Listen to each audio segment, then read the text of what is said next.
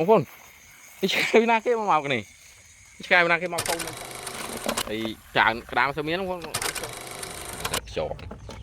យីដាញ់ចំនេះជំរាបសួរបងប្អូនថ្ងៃនេះបងប្អូនសាមិញអត់បានថតដោយសារតែមេឃភ្លៀងថ្ងៃនេះចេញទៅទៀតហើយ3នាក់គឺអាប់ដេតខោកែវឆ្លោះថ្មីបងប្អូននេះនោះថ្មីដែរនោះហើយតាទៅហ្នឹងទៅរៀងឆ្ងាយបងប្អូនយើងទៅរៀងពីភ្លើងតិចហើយចង់ដឹងថាបានអីខ្លះបងប្អូនចាំរងចាំទស្សនារបស់ខ្ញុំបងប្អូននេះបងប្អូនឧបករណ៍គឺមានសាមញ្ញបងប្អូនឧបករណ៍ស្រាវយើងប្រើឧបករណ៍ខុសច្បាប់ទៅយើង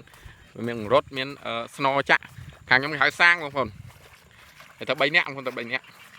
ហើយមិនទឹកលិចច្រើនបងប្អូនឥឡូវរៀងស្រក់ដោយសារតែក្តៅទៅវាដីវាបឺតខ្លះបងប្អូនហើយទៅចេញទៅប្រហែលជាម៉ោង6មកនេះហ្នឹងបងប្អូនកុំភ្លេចចូលទស្សនានេះឲ្យជួយចុច like subscribe អ្នកមួយផងអរគុណច្រើនបងប្អូនដែលធ្លាប់មានបទពិសោធន៍មកក្មេងស្រែសុកស្រែបងប្អូនឥឡូវមកទស្សនាវីដេអូខ្ញុំទាំងអស់គ្នា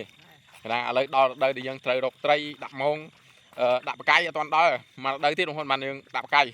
រដូវស្រូវពុះបន្តិចហើយរដូវនេះគឺរដូវត្រីចេញពងបងប្អូនអញ្ចឹងវាអត់សូវមានអត់ទាន់មានត្រីច្រើនទេអញ្ចឹងឥឡូវចាំទស្សនាគ្នាខ្ញុំទៅនេះគឺទៅរកក្តាមទេបងប្អូនដោយសារក្តាមខាងខ្ញុំបានថ្លៃបងប្អូន1គីឡូ5000 4-5000ឥឡូវទឹកភ្លៀងធ្លាក់ប្រហែលជា1ម៉ែបងប្អូនឥឡូវលិចអស់លេងលិចភ្លឺលិចអីទៅស្រក់ខ្លះទេអាពេលភ្លៀងសាមញ្ញគឺទឹកច្រើនមែនតើបងប្អូននេះបងប្អូនទឹកមកនេះប្រហែលជាម៉ោង6ជាងបងដើរចេញពីភូមិឆ្ងាយដែរនោះពេលខ្ញុំចេញមកវាអញ្ចឹងបងប្អូននៅឃើញទៅដល់ការក្មេងៗបងប្អូននៅទូចខ្ញុំអាចដែរឆ្លោះចេញពីក្តាប់ផ្ទះបងប្អូនសបោគាត់នៅទូចកែបត្រីបកាយបងប្អូនដាក់តែក្តាប់ផ្ទះប្រហែលជា10ម៉ែត្រចេញពីផ្ទះបងប្អូនត្រីម្ដែងត្រីអីសបោក្នុងនោះ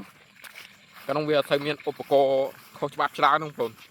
ឥឡូវវាឧបករណ៍មកពីខាងវៀតណាមច្រើនមែនតើដឹងសេរីអីខ្លះទេឧបករណ៍ខុសច្បាប់ឆក់ផងតាំងពីជំនាន់ក្មេងៗនោះជំនាន់គេរដូវគេដាក់លងត្រីឡោតបងប្អូនត្រីចូលវិញសង្ខាត្រីយកតាមអស់បងប្អូនសង្ខាត្រីធំវិញយកធ្វើប្រហុកត្រីទូត្រីអីប៉ុនកោដៃធ្វើប្រហុកទាំងអស់អត់ថាជំនាន់ឥឡូវគេវះងៀតវះអីបងប្អូនបានច្រើនហើយដល់ពេលឥឡូវពិបាកមែនទេពិបាករកមែនទេត្រីអត់សូវមានទេបងប្អូនខ្ញុំដើរមកយប់អីចឹងបាន 4-5 ត្រីអីអស់ហើយខ្ញុំបាន1គីឡូអស់ហើយប៉ុណ្ណឹងអត់បានច្រើនដូចមុនទេកាលមុនខ្ញុំដាក់តែបកាយ10ទេបងប្អូនត្រីសង្ថាពី3គីឡូអត់កុហកបងប្អូនទេជំនាន់នោះមែនត្រីច្រើនមែនបងមកដល់ព្រែកហើយព្រែកនេះខាងមកពីភូមិចិញ្ចើមហើយទឹកនេះគេទប់អត់ហូរអត់បានហូរទៅនោះទេអញ្ចឹងបានទឹកនៅខាងនេះច្រើនហ្នឹងទឹកលិចខ្លាំងនៅខាងល្អូតហូរតិចទៅបងប្អូនហើយជំទស្សបានខ្យងខ្មែរបងប្អូននេះវាមានមួយបានតែខ្យងខ្មែរបងប្អូនហើយ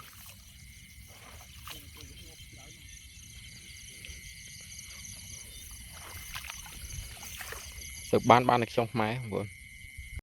នេះបងប្អូនខ្យងខ្មែរអូនេះមកខ្ញុំតូចបងប្អូនខ្យងខ្មែរសើធំទេខ្ញុំយកទៅព្រោះចិញ្ចឹមវាដែរទេប៉ុណ្ណេះតពីឆ្លោះខ្យងអត់បានបងប្អូនជូបក្តាមខ្យងអត់បានឥឡូវមកជូបដើមតបែកជាតិតបែកព្រៃបងប្អូនដឹងប្រាប់ឲ្យទូចទេបើកភ្លើងមួយនេះបងប្អូនភ្លើងនេះច្បាស់នេះណាផ្លែឃើញផងងាប់ប៉ុននេះបើហ្នឹងស៊ីដែរបងតបែកមកចានេះបាញ់ទៀតនេះណាពោហោមនឹងចាំងបងមកដល់ព្រៃវិញហើយវត្តធ្វើការហត់ជាខ្លាំងលីផងអីផងទីនេះហើយច្រើនក្តាមទៅមានបងបានខ្យងខ្មែរហើយនេះមកធំទៀតនេះខ្យងខ្មែរយ៉ាមើលព្រើនេះនេះក្តាមនេះជិតងាប់ឯនឹងក្តាមនេះតិចទៀតកំប៉ុងញ៉ឺណានេះតាចាប់បន្តទៀតមកដល់កាត់ព្រែកបងប្អូននេះឆ្កែណាគេមកនេះ cái nào cái màu câu nơi trâu nha Ngư không xôi dớn ấy thôi đó chấm chấm xong rồi ai thế nhỉ mấy thế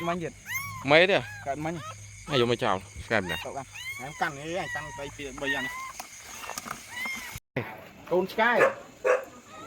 ra ban con sky với cá trong ra ăn ra chưa tôm cá thay con trai bên này con sky ông thấm ấy này tôm cá này còn bạn dùng mình ăn thật chọn gì đánh châm này châm mà con ngọt lên châm chôn mà đâu